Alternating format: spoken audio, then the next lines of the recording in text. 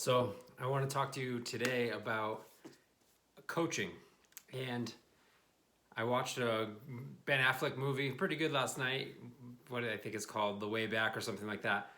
And among other themes, there was the theme of how important a coach can be in your life. And I just want to, as I take on this role of the depression slayer, and I talk to people about how regular guys, athletic guys, etc., among everyone else, by the way, how depression is a real thing for a lot of us to work with. I want to talk about coaching and how huge of an influence coaches have in our lives. And this is not a story about blame. This is not a story about, it's not a story about blame at all. And so I really, I'm over it in that way. And however, it is important to also tell, I guess, to spread awareness, for lack of a better way to say it right now. Okay. And so I played fairly high level ice hockey growing up, and ended up in a pretty storied college hockey program with a very, very well-respected coach in many ways. And yet at the same time, and please don't go looking this person up or anything like that. Leave him to be in peace.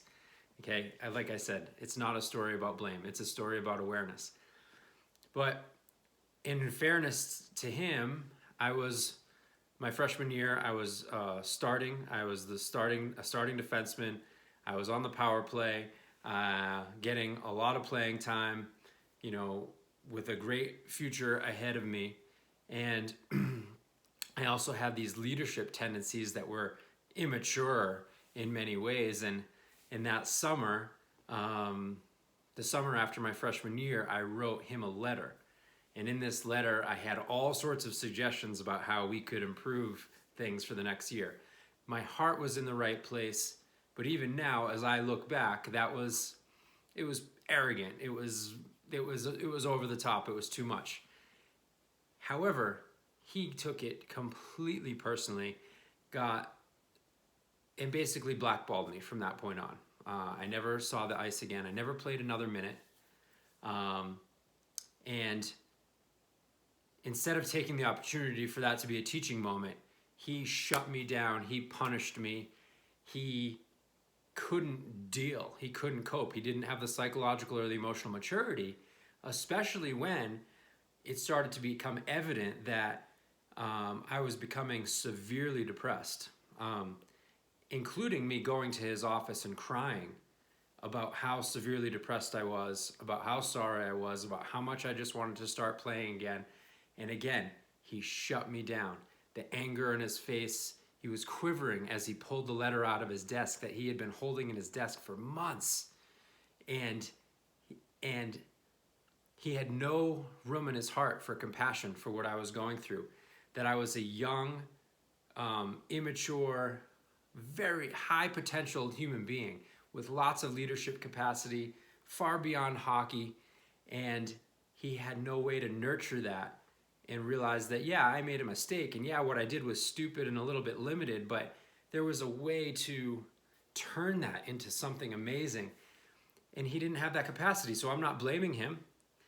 I went to the athletic director, of course, because he had such a huge reputation of being this amazing storied coach. The athletic director shut us down.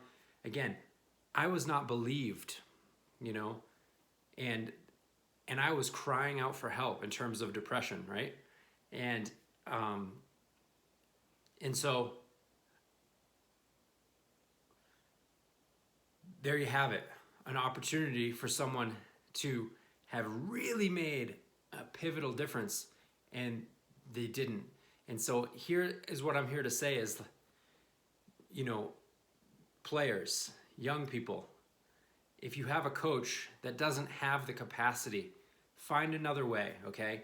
It's not their fault per se. This isn't, it takes a rare level of psychological, emotional, and spiritual maturity to be able to kind of handle these sensitive issues. And in some ways, I was being an arrogant kid that, you know, deserved maybe some sort of a reprimand or something like that, or however you would do it in that world. But an opportunity was lost because there was a chance to develop my human beingness instead of getting bogged down in the athletics of it. And so, coaches, your players' human development is far more important than anything else, especially and including your egos. And so if you need to read up, if you need to study, if you need to consult with people like myself, then do it, okay? If you need to bring in people like myself to speak to your team, to make sure that players know that they have resources available. I'm also not going to be, you know, if you find the right person, it doesn't need to be me. It's also not going to be like a total like, oh, let's coddle this, you know, bratty little kid thing, but let's nurture their humanness, their development, their spirit, their emotions, their intelligence, their wisdom, their leadership capacities. A lot of athletes have leadership capacities. And if they are healthy and happy and thriving, then they're going to influence wide numbers of people because tend to have charisma, they tend to have popularity, they tend to have influence. So there's a great opportunity in supporting our young athletes to be better and better and better human beings, okay? And not to just, it's not about the glitter and gold, it's not about the fanfare, it's not about the scholarships, it's not about the draft, it's not about all these things that we get caught up in and we get crazy about. There's craziness in sports. Parents, chill out. Let your kids develop their humanness. And yeah, competitiveness is an amazing thing along the way. I'm all for it. So let's just keep an eye, coaches, let's keep an eye, players, on mental, emotional health, on the prevalence of depression among athletes, and let's just be sensitive to what's really going on underneath some of those things that we might think are attitude problems, you know? There might be something deeper going on. In fact, I'd venture to say there almost always is. All right, y'all. Love you. Together, let's slay the beast. The depression slayers we are. Let's spread the word and love you all. Bye.